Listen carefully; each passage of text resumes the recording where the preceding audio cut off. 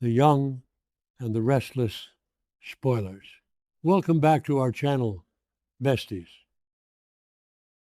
Today is a beautiful Friday. The sun is shining and the vibes are supposed to be immaculate. But we need to immediately pivot because the drama in Genoa City has reached an absolute boiling point, and we are about to dive deep into the absolute madness together. Let's get right into it. You guys, I am deceased. Stop what you are doing right this very second. I am literally shaking. Wait, we need to talk about this now. I'm literally filming this while I'm running errands, speed walking through the aisles of the grocery store with a cart full of things I don't even need because I just had to jump on here and vent. I am personally offended, totally traumatized, and completely unwell over what is happening to Nick Newman right now. Like my soul has actually left my body. Send help. We are not just watching this show anymore. We are invested. These people are our real-life neighbors, and I am currently spiraling into a completely different dimension over their life choices. Nick is the disgrace of the Newman family. Besties, when I heard those words, I legit felt like I was physically punched in the throat. I am not even exaggerating. Be for real right now. How did we even get here? The golden boy, the one who was supposed to be the moral compass of this entirely unhinged billionaire family, is now being labeled the absolute disgrace. And the worst part, the most genuinely gut-wrenching, soul-crushing part, it feels true right now. It legit feels so accurate in this specific moment, and I hate it. I hate it so much. The sheer weight of that label is enough to break anyone, but seeing it break Nick, I cannot even... Wait, backtrack for a second. I missed a step. How did we even reach this level of absolute despair? Oh, hold on. I should have mentioned this earlier, but Nick literally checked himself out of rehab. Yes, you heard me correctly. He walked right out the door, completely against medical advice, right when Victor and Nikki are planning their absurdly timed vow renewal and romantic trip to Venice. Like basically the timing is a straight up dumpster fire. Did I say that yet? My brain is mush, moving on, but seriously, who leaves rehab right when their brain is actively turning into a toxic wasteland? Nick Newman. That's who. Nick is spiraling. He is straight up drowning in this addiction, and we are forced to watch him completely unravel in real time. The scene where he is screaming at himself. I'm literally hyperventilating right now just thinking about his face. The pure agony. He is trapped in this horrific cycle of drug abuse, completely unable to escape the painful life he's created. He is looking in the mirror, and you can see the ghosts of every bad decision he has ever made staring back at him. The fentanyl, the pills, the trauma from Matt Clark, which is honestly so unhinged. Don't even get me started on the vibes of that psycho Matt. It's all compounding into this massive, suffocating weight that is dragging him straight to the underworld. I was mid-skincare when this scene came on.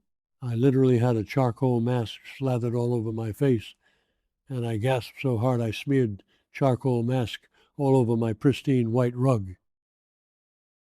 Literally had to yeet my phone across the room because I could not handle the sheer cinematic mayhem unfolding on my screen. Nick is screaming. The lighting is all dark and moody, and I am just sitting there on my floor like, Victor, you toxic patriarch, look at what your impossible expectations have done to your son. They are officially on my do not perceive list. I am so done with the Newman family's toxic standards. But genuinely, let's dissect the tea with absolute cinematic mayhem, because the direction of these episodes is giving high-octane psychological thriller. Nick is entirely out of control. Things are falling so far outside the realm of predictability that even the writers must be sweating in the writer's room. The stakes are astronomical. Nick is completely consumed by this addiction. He feels the weight of the disgrace label crushing his chest. Every time he breathes, it's like he's inhaling pure failure. The golden boy is dead. And speaking of dead, oh my God, I need a brown paper bag to breathe into. Wait, I'm glitching. Okay, back to the main event, the hallucination, the nightmare, the absolute psychological masterpiece of terror that we were subjected to. Nick genuinely thought he was dead. He thought the drugs finally won. The fentanyl finally stopped his heart. The screen goes dark. The audio gets all muffled and distorted. Side note, did anyone else hear that weird, high-pitched ringing noise in the background audio during this scene? It was giving major a 24 horror movie aesthetics, and I was totally living for it, but also terrified because I thought my TV was broken. Anyway, snapping back to the main tea, the scene slowly fades in, and we are at a funeral, Nick's funeral. I am physically vibrating from the sheer audacity of this plot. We see the coffin, a beautiful, heavily polished, ridiculously expensive mahogany coffin, because, of course, Victor Newman wouldn't bury his disgrace of a son in anything less than premium wood. And inside, it's Nick. He is lying there, pale, lifeless, dressed in a sharp black suit. The camera pans around the room when everyone is there. The atmosphere is thick with grief and expensive perfume. Nicky is sobbing like visceral, ugly crying, clutching Victor's arm like it's the only thing keeping her tethered to the earth. Victor looks stoic, but completely broken. His jaw clenched so tight I thought his teeth were going to shatter. Sharon is practically collapsing, tears streaming down her face as she mourns the love of her life. Victoria is holding Adam back, and even Adam, the eternal black sheep, looks like he has been gutted with a rusty spoon. It is a straight-up tragedy. The grief is so palpable it was leaking through my screen and choking me in my living room. And then, you guys, I am not okay. Nick's eyes snap open inside the coffin. My jaw literally unhinged.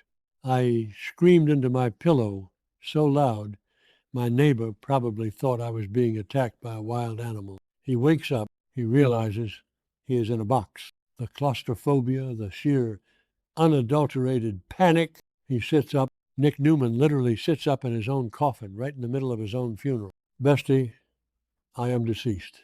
I am watching a dead man wake up to his own mourning, and my brain is short-circuiting. The way the mourners reacted, the collective gasps, the screams, the absolute chaos that erupted in that funeral home. Nick is looking around, panting, sweating through his burial suit, his eyes wild with absolute terror. He sees his family crying over his death while he is sitting right there in the casket, breathing heavily, completely disoriented. It's the most macabre, chilling, goosebump-inducing moment in Young and the Restless history. I am calling it right now.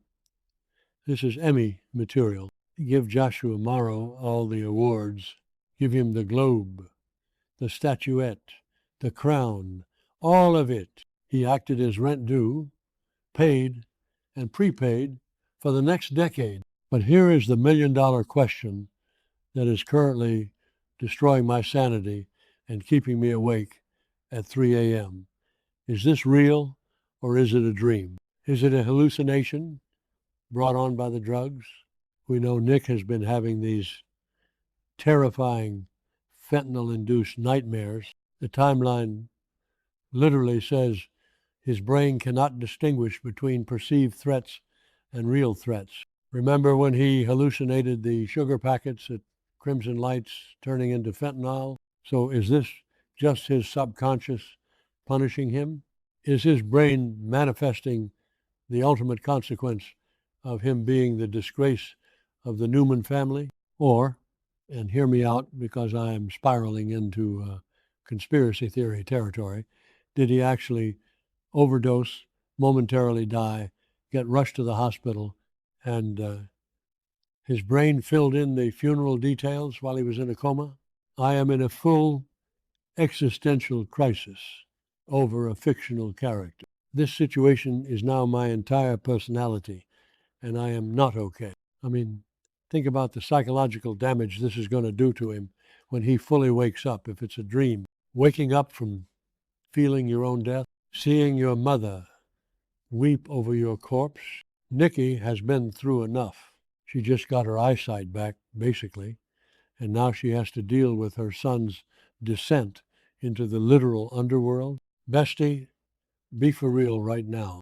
And don't even get me started on Victor. He is the one who pushed Nick to this point, always demanding perfection, always manipulating the chessboard of their lives. Remember when Victor made Nick drive Matt Clark around? Remember the gas station incident in Vegas where Nick crashed the car while high on drugs and Matt Clark locked him in a storage room to die? Victor created this toxic environment where Nick felt he had to self-medicate to survive the pressure, the trauma, and the constant feeling of never being good enough. Victor is straight up toxic, and I am manifesting a total dumpster fire for him by the next update. I want Victor to feel every single ounce of guilt for making Nick feel like a disgrace. Wait, backtrack for a second. Adam and Victoria, did I say that yet? Adam and Victoria are teaming up to help Nick. This is basically the only thing keeping me tethered to reality right now. The fact that Adam, the usual black sheep who is currently dealing with his own chaotic mess with Sally and Newman Media, and Victoria, the corporate ice queen who is usually fighting with everyone, are joining forces to save their brother, is giving major Avengers Assemble energy, and I am so here for it. It is the sibling dynamic we have been begging for. But will they be in time? If Nick is out here hallucinating his own funeral, his brain chemistry is completely fried. They need to find him immediately before this hallucination becomes a permanent reality. The cinematic direction of that coffin scene, though, I cannot stop thinking about it.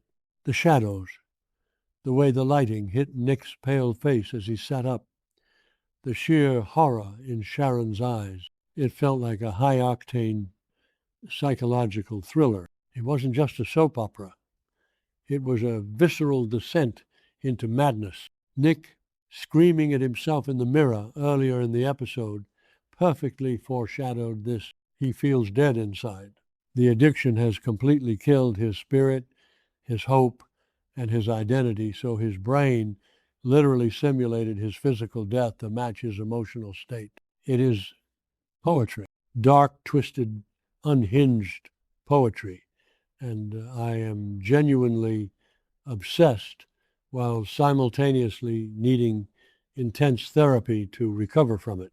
I'm calling it the villain arc is about to go nuclear, or the redemption arc is going to cost him absolutely everything, manifesting a total dumpster fire by the next update, because there is no way Nick just wakes up from this and goes, wow, that was crazy. I should drink some water and go to an NA meeting. No, this is soul-shattering trauma. This is the kind of event that fundamentally changes a character forever. If he survives this, he is never going to be the same golden boy again. The disgrace label is burned into his psyche now. I am physically exhausted. I need to go lie down on the floor and stare at the ceiling for 3 to 5 business days to process what I just witnessed. My grip on reality is slipping, besties. I am officially too deep in the lore. Send thoughts, prayers, and maybe a straitjacket because I cannot handle the gravity of these events. The Young and the Restless is not playing games this season, and I am here for every single chaotic, tear-streaked, heart-stopping second of it. Until next time, stay safe, stay hydrated, and whatever you do, don't check out of rehab against medical advice. Bye.